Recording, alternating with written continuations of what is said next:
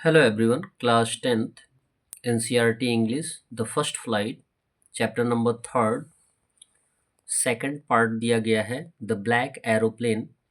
और मुझे आशा है कि आप इसके एक्सप्लेनेशन को पढ़ चुके होंगे। आइए सभी क्वेश्चंस आंसर्स के बारे में समझते हैं जो कि थिंकिंग अबाउट द टेक्स्ट से रिलेटेड है। दिया गया है first question, I take the risk two times I have noted. One is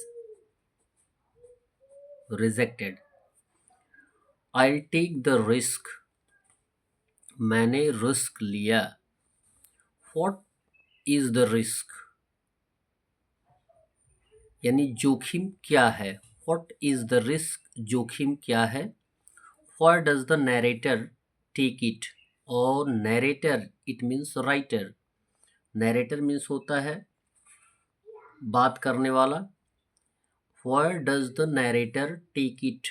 और जोखिम नैरेटर क्यों लेता है। आंसर दिया गया है द नैरेटर सा the black clouds like mountain before him. Narrator जो है अपने सामने ब्लैक क्लाउड्स देखता है जो कि फुल्ली माउंटेन के रूप में दिखाई देते हैं, यानी विशालकाय काले बादलों को वह देखता है अपने सामने। It was the risk of flying the aeroplane through the storm clouds. और जो कि क्लाउड्स का स्टॉर्म होता है, आंधी होती है, बादलों की आंधी होती है, और बादलों की आंधी के बीच से एरोप्लेन को उड़ाना रिस्की काम होता है, जोखिम भरा होता है, जिसमें आपको सामने कुछ नहीं दिखाई देगा। The narrator took the risk. और नैरेटर जोखिम इसलिए लेता है because he wanted to have breakfast at home, क्योंकि वह जल्द से जल्द अपने घर पहुंचकर ब्रेकफास्ट लेना चाहता है। यानी ब्रेकफास्ट लेने के लिए वह किसी तरीके से देर नहीं होना चाहता था, इसलिए वह ब्लैक क्लाउड के बीच से जहाज को उड़ाने का जोखिम लेता है। नेक्स्ट क्वेश्चन दिया गया है, describe the narrator's experience as he flew the aeroplane into the storm। आपसे ये पूछा जा रहा है कि डिस्क्राइब करिए, वर्णन करिए। वर्णन किसको करना है। काले बादलों के अंदर जो एरोप्लेन नैरेटर के द्वारा उड़ाया जाता है, जो कि नैरेटर उड़ा रहा होता है, चला रहा होता है, उसके एक्सपीरियंस को, एरोप्लेन को उड़ाने के एक्सपीरियंस को क्या करना है, डिस्क्राइब करना है। तो आंसर आपको दिया गया है, आंसर ये दिया गया है, the pilot could not see through clouds. ये रियलिटी है कि through the cloud storm pilot को सामने कुछ भी नहीं दिखाई देगा। The plane twisted inside the clouds. और जब प्लेन क्लाउड्स के स्टॉर्म में पहुंची वह ट्विस्ट होने लगी। ट्विस्ट होने का मीन्स होता है इधर उधर मुड़ने लगी, घूमने लगी। His compass was out of order. और जहाज में लगे हुए जो कंपस होते हैं वो आउट ऑफ ऑर्डर हो चुके थे, यानी इट वॉज डेड, वो खराब हो चुका था। The other instrument were also suddenly dead.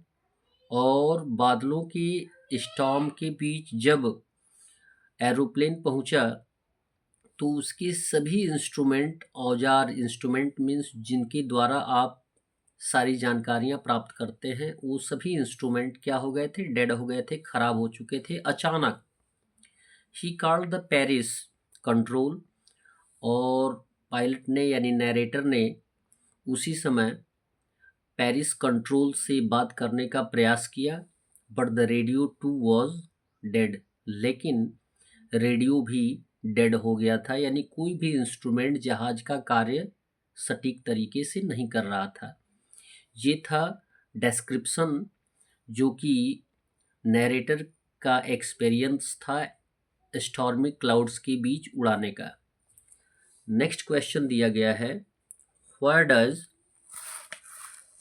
The narrator say, why does the narrator say, लेखक ऐसा क्यों कहता है, I landed and was not sorry to walk away from the old डैकोटा।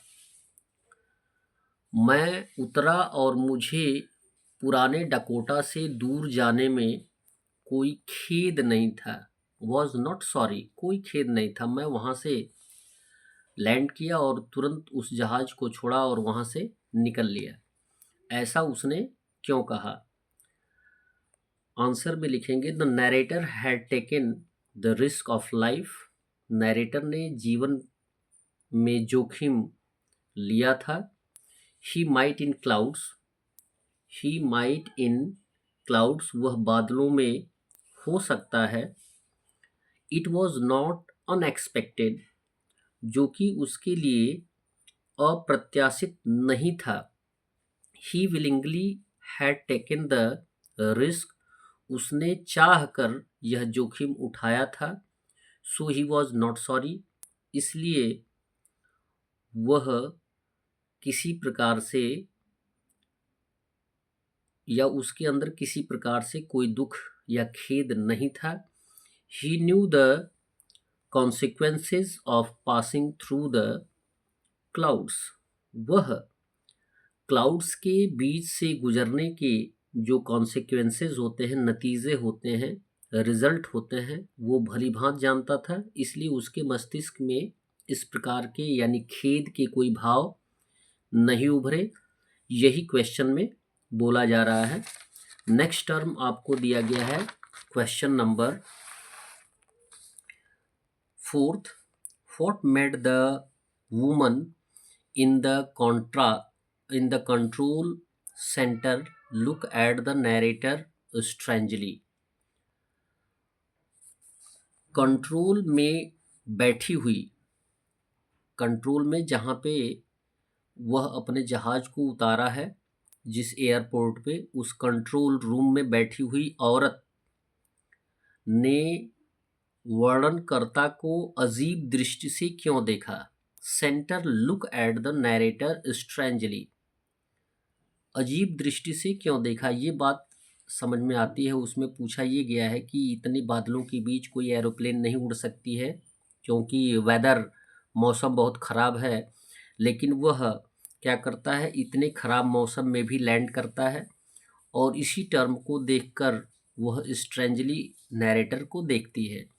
तो आंसर लिखा जाएगा, it was a stormy night, यह एक आंधी भरी रात्रि थी। No aeroplane was flying in such a bad weather, कोई भी एरोप्लेन इस तरीके के बैड वेदर के दौरान यानी ख़राब मौसम के दौरान नहीं उड़ाई जा सकती थी, नहीं उड़ सकती थी। The lady was amazed to see the narrator's daring act of flying aeroplane in such a bad weather, और वह लेडी नैरेटर की इस साहस यानी एरोप्लेन के उड़ाने का जो कार्य था, उसके इस साहस को देखकर वह अमेज्ड थी यानी आश्चर्यचकित थी। सच अ बैड वेदर, और जो कि उसने उड़ाने का कार्य किया था इस बड़े ही खराब मौसम के दौरान। क्वेश्चन नंबर 5 दिया गया है, who do you think helped the narrator to reach safely? Who do you think, आप इस बात पे चर्चा करें,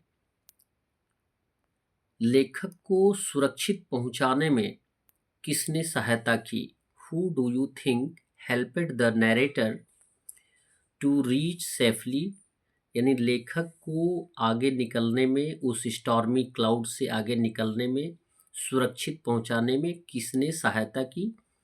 डिस्कस दिस अमंग योरसेल्फ, और ये आप अपनों के बीच इस पर चर्चा अवश्य करें। And give reasons for your answer, और अपने आंसर के लिए रीज़न भी दें, कारण भी दें। आंसर दिया गया है, the narrator was helped by a black aeroplane. Narrator को एक ब्लैक एरोप्लेन के द्वारा हेल्प किया गया, विच हैड नो लाइट्स, जिसमें कोई लाइट्स नहीं थी। The pilot is that aeroplane guided the narrator, और जो ब्लैक एरोप्लेन थी उसके पायलट ने नरेटर को गाइड किया, दिशा निर्देश दिया। द नरेटर फॉलोड हिम, और नरेटर ने उसको फॉलो किया, अनुसरण किया। अनटिल ही लैंडेड सेफली, और तब तक फॉलो किया जब तक कि वह जमीन पे सुरक्षित न आ गया। Actually it was not a real aeroplane. वास्तविकता यही थी कि यह जो ब्लैक प्लेन थी वह कोई वास्तविक प्लेन नहीं थी, जहाज नहीं थी, और द पायलट, और न ही उसमें बैठा पायलट ही रियल था, वास्तविक था। It was the imagination of the pilots mind, और यह पायलट के मस्तिष्क की एक कल्पना थी, इमेजिनेशन थी। Which helped him in the time of distress, और जिसने उसको समय से पहुंचाने में उसकी सहायता की, जिसके लिए वह तनाव में आ रहा होता है, क्योंकि उसे जल्द ही पहुंचकर ब्रेकफास्ट लेनी थी। That's all. वीडियो को लाइक करें और चैनल को सब्सक्राइब करें, और मैं आपको बताता चलूं कि इस चैनल के माध्यम से आपको क्लास 9th और 10th के NCERT मैथमेटिक्स के सॉल्यूशन भी मिलेंगे। धन्यवाद।